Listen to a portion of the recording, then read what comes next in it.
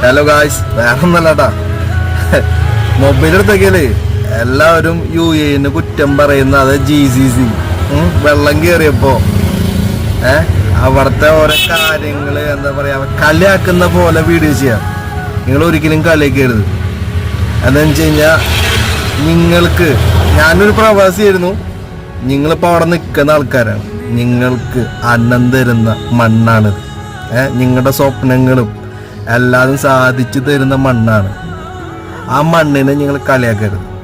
നമ്മൾ അവരുടെ ദുഃഖത്തിലും വിഷമത്തിലും ഉണ്ടാവണം. അല്ലാതെ അവിടെ വെള്ളം കയറി അപ്പോൾ അങ്ങനെയാണ് ഇങ്ങനെയാണ് ഓരോ വീഡിയോ കാണുമ്പോൾ അയ്യോ പറയാൻ പറ്റില്ല.